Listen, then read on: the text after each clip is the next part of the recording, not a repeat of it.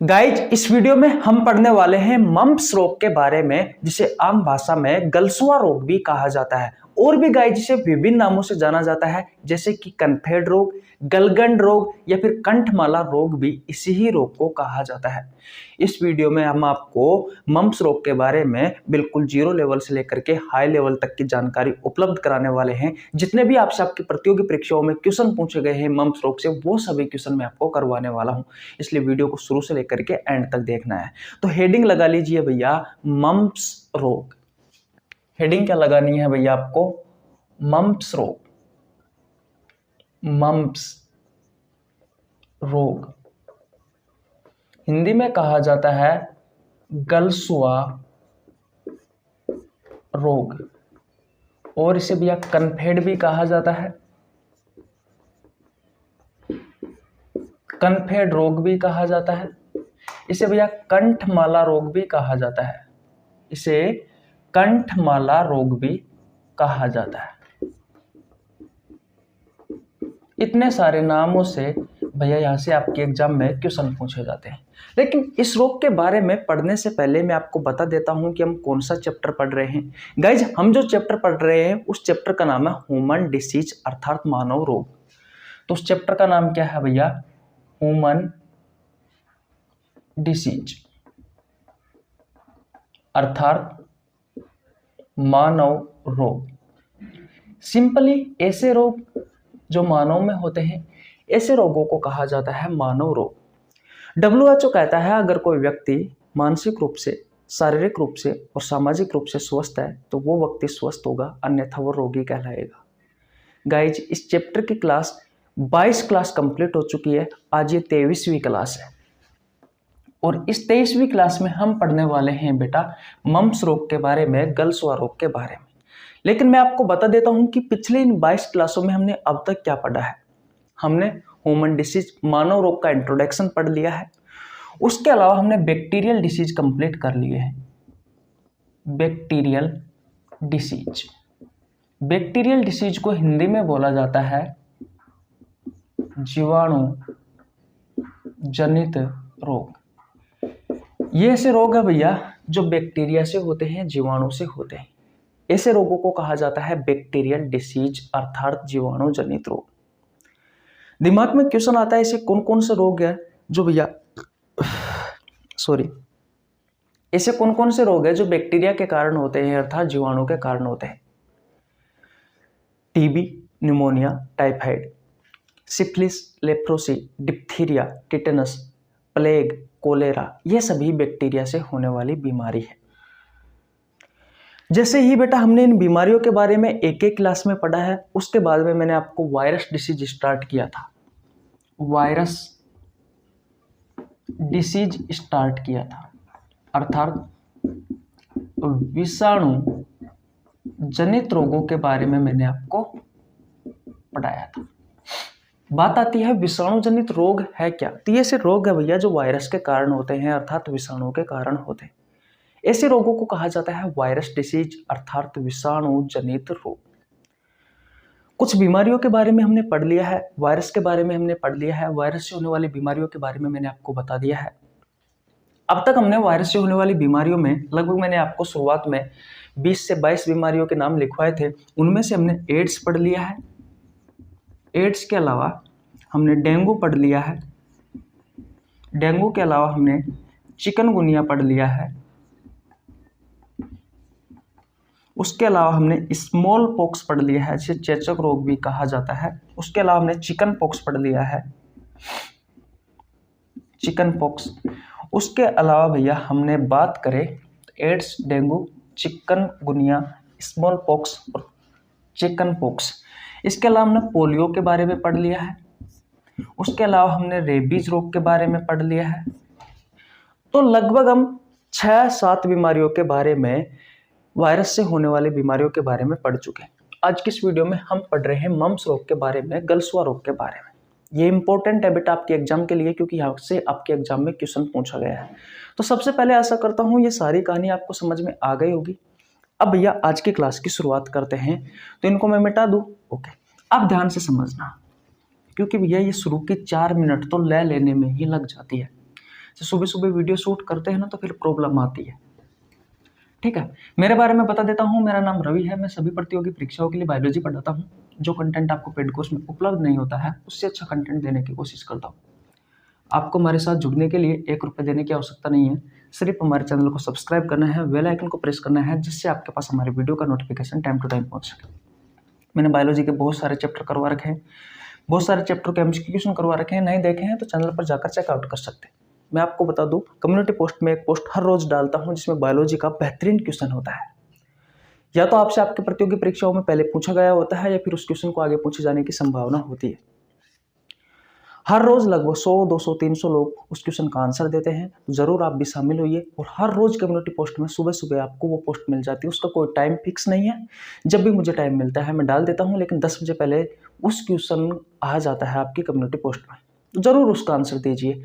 हो सकता है कि आप जिस एग्जाम की तैयारी कर रहे हो उस एग्जाम में बायोलॉजी बहुत कम आते हो, बायोलॉजी के बहुत कम क्वेश्चन आते हो, लेकिन हो सकता है कि जो मैं क्वेश्चन करवाता हूँ कम से कम उसमें से वो क्वेश्चन मिल ही जाए, आपकी नज़रों के सामने रहे तो अच्छा है ना। इसलिए आपकी तैयारी भी बरोबर बनी रहेगी। और वीडियो देखते रहिए। जो भी टॉपिक आपको कठिन लगता है आप हमारे साथ उस टॉपिक को पढ़ सकते हो। प्लेलिस्ट में जाइए, चेकआउट करिए। वैसे तो आपको समझ में आएगा नहीं, क्योंकि जो मैंने ऐसे जो वीडियो बना रखी है उसमें क्या बीच बीच में मैं क्वेश्चन डालता रहता हूँ। तो प्लेलिस्ट में जाकर चेकआउट करिए। ठीक है, अब आते हैं भैया मम्स रोग के बारे में, गलसुआ रोग के बारे में। मैंने कहा कि इसे कनफेड रोग, कंठमाला रोग या फिर गलगंड रोग भी कहा जाता है। ये एक वायरस से होने वाली बीमारी है, यानी कि विषाणु जनित रोग है, यानी कि वायरस डिसीज है। वायरस डिसीज, विषाणु जनित रोग मैंने आपको शुरुआत में ही बताया है। ये ऐसे रोग होते हैं जो वायरस के कारण होते हैं, विषाणु के कारण होते हैं। बहुत सारे वायरस के नाम मैंने आपको लिखवा भी रखे हैं बेटा। उन्हीं वायरस में से एक वायरस के कारण आपको ये रोग होता है, मम्स रोग। तो पहला पॉइंट आपको लिखना है कि ये एक वायरस डिसीज है, कि एक वायरस डिसीज है, अर्थात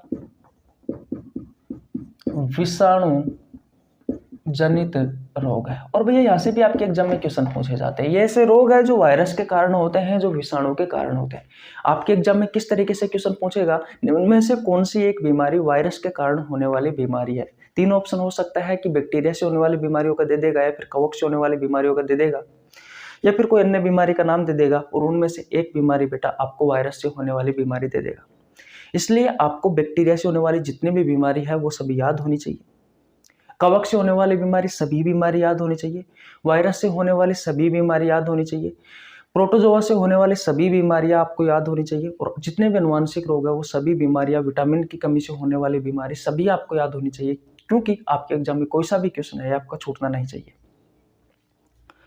तो ये एक वायरस डिसीज है। अब बात आती है कि जो मम्स रोग होता है वो किस वायरस के कारण होता है, क्योंकि वायरस डिसीज, विषाणु जनित रोग ऐसे रोग होते हैं जो वायरस के कारण होते हैं। तो उस वायरस का नाम क्या है भैया? तो उस वायरस का नाम है भैया पैरामाइक्जो वायरस। उस वायरस का नाम क्या है भैया? पैरामाइक्जो वायरस है। और जब भी मैं वायरस का नाम लिखाता हूं तो आपको 2 चीजों के बारे में और बताता हूं। एक होता है पैथोजन, और इस पैथोजन को हिंदी में कहा जाता है भैया रोगजनक। जनक का मतलब होता है भैया जन्म देने वाला, जन्म देने वाला। और रोग का मतलब होता है भैया बीमारी, यानी कि जो बीमारी को जन्म देता है वही होता है रोगजनक, वही होता है पैथोजन। तो इस बीमारी को जन्म देने वाला कौन है? तो आप कहोगे ये वायरस है। और इस वायरस का नाम क्या है? पैरामाइक्जो वायरस। तो आपसे आपके प्रतियोगी परीक्षाओं में क्वेश्चन पूछा जाता है कि जो मम्स रोग है, या गलसुआ रोग है, गलगंड रोग है, कनफेड रोग है, या फिर कंठमाला रोग है, इसके पैथोजन या रोगजनक का नाम क्या है? तो भैया आपको इस वायरस का नाम बताना है। इस वायरस का नाम क्या है? पैरामाइक्जो वायरस है। किसी को कोई परेशानी आता है? बिल्कुल नहीं होनी चाहिए। दूसरी बात आती है इसके वेक्टर के बारे में। वेक्टर, वेक्टर को हिंदी में कहा जाता है वाहक, या फिर आप लिख सकते हो भैया रोग वाहक। अब ये रोग वाहक क्या है?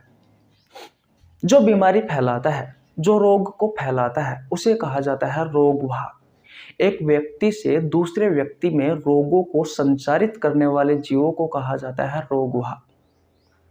अब रोग वाहक क्या क्या हो सकते हैं तो मैंने वीडियो बना रखी है भैया, अब आपको समझ में नहीं आ रहा है तो उसमें आपकी कमी है, क्योंकि आपने हमारी वीडियो शुरू से नहीं देखी है। अगर आप शुरू से देखते तो आपको बिल्कुल भी परेशानी नहीं आती। फिर भी मैं आपको एक एक पॉइंट क्लियर करते हुए चल रहा हूँ। जो भी नया शब्द आता है उसके बारे में मैं आपको जरूर डिटेल में बताता हूँ। जैसे कि मैंने कहा कि वाहक क्या होता है, मैंने कहा कि जो बीमारी फैलाता है, जो रोग को फैलाता है, एक व्यक्ति से दूसरे व्यक्ति में रोगों को संचारित करने वाले जीवों को रोग वाहक कहा जाता है। जैसे कुत्ता, बिल्ली, चमगादड़, हवा, स्किन कांटेक्ट, कपड़ों से, जूठा खाना व पानी से, प्रदूषित भोजन व पानी से रोग फैल सकते हैं। तो ये सभी वेक्टर है, ये सभी वाहक है। ब्लड मिलने पर भी बीमारी हो सकती है, जैसे कि एड्स। तो इस रोग का वाहक क्या है, यानी कि ये रोग फैलता किससे है भैया? तो आपको आंसर देना है, ये एयर यानी कि हवा से फैल सकता है, ये ड्रॉपलेट से फैल सकता है। ड्रॉपलेट्स होती क्या है, आपके दिमाग में क्वेश्चन आता है। तो आपके नाक व मुंह से जो श्लेष्मा है, आपकी जो म्यूकस है, इनकी छोटी छोटी जो बूंदें निकलती है आपके नाक व मुंह से, इन छोटी छोटी बूंदों को ही कहा जाता है भैया ड्रॉपलेट्स। सलाइवा और जो म्यूकस आप श्लेष्मा भी कहते हो, इसकी जो छोटी छोटी बूंदें निकलती है जब आप छींकते हो या फिर खांसते हो, वही बेटा ड्रॉपलेट्स होती है। और इन ड्रॉपलेट्स की सहायता से एक व्यक्ति से दूसरे व्यक्ति में ये रोग फैलने की संभावना रहती है। कौन? मम्स। जैसे मान लीजिए आपको ये बीमारी है, मम्स रोग, गलसुआ रोग है, और एक आप स्वस्थ व्यक्ति के पास में बैठे हो, आपने छींका या फिर आपने खांसा, आपके मुंह से जो लार की बूंदें हैं छोटी छोटी, वो उसके मुंह पे जाके गिरी, उसने पूछा तो हाथ मुंह की सहायता से उसके शरीर में, मुंह पे लग गए, होठों पे, नाक की सहायता से, तो वो शरीर में पहुंच जाती है भैया। तो एयर ड्रॉपलेट्स। और बात करें तो भैया मिट्टी की सहायता से भी ये बीमारी फैलने की संभावना है। जैसे कि मान लीजिए रोगी के पास बैठे हो, रोगी ने थूक दिया मिट्टी में, और जैसे मान लीजिए आपका पैर है मिट्टी में गिर गया, वहां उसके हाथ के टच हो गया। तो कहने का मतलब यह है कि अगर आप मिट्टी से भी फैल सकती है बीमारी। तो एयर, ड्रॉपलेट्स, मिट्टी, ये सभी बेटा इसके वाहक होते हैं मम्स बीमारी के। इतनी बात क्लियर। अब बात आती है इसमें सिम्टम्स क्या देखने को मिलते हैं।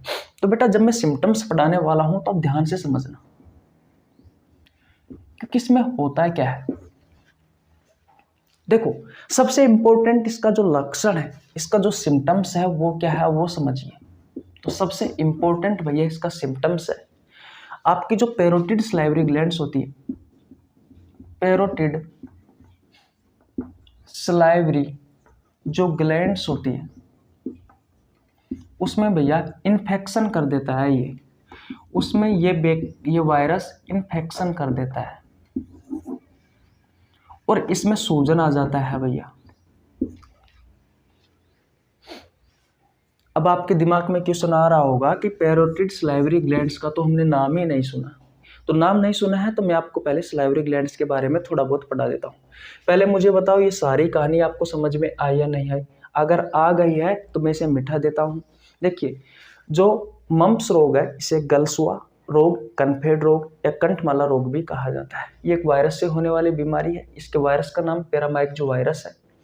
इसका पैथोजन रोगजनक जिसने बीमारी को जन्म दिया है वो ये वायरस है। इस वायरस का नाम पैरामाइक जो वायरस है। ये बीमारी फैलती किससे है?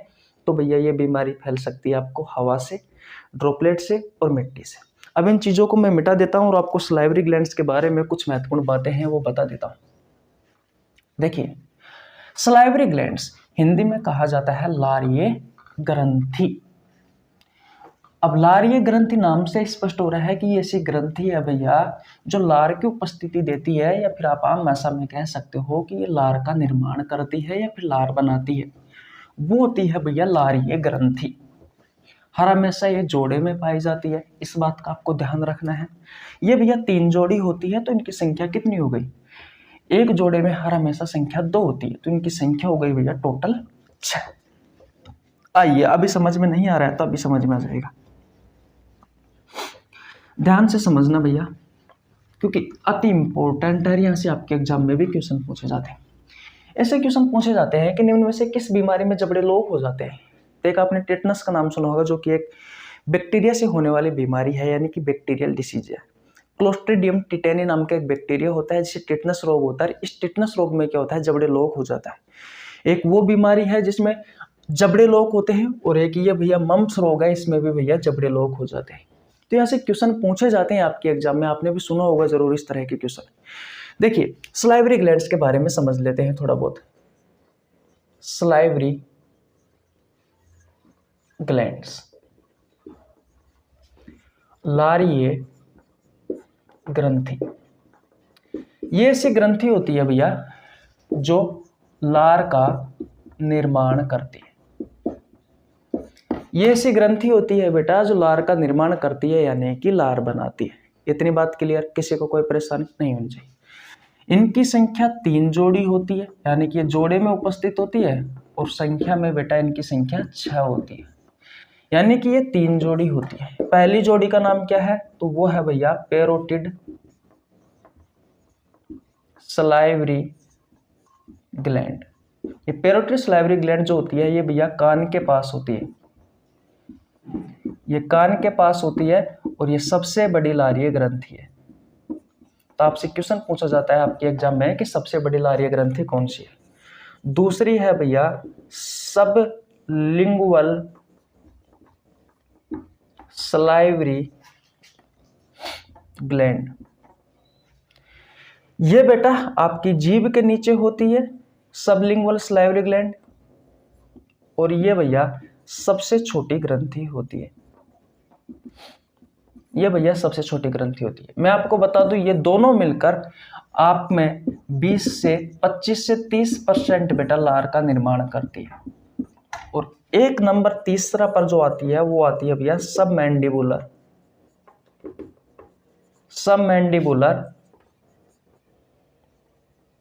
Salivary gland. ये जो अकेली ग्रंथि होती है ये आपके निचले जबड़े के नीचे उपस्थित होती है, निचले जबड़े के नीचे उपस्थित होती है, और अकेली भैया लगभग 70% लार का निर्माण करती है। बोलो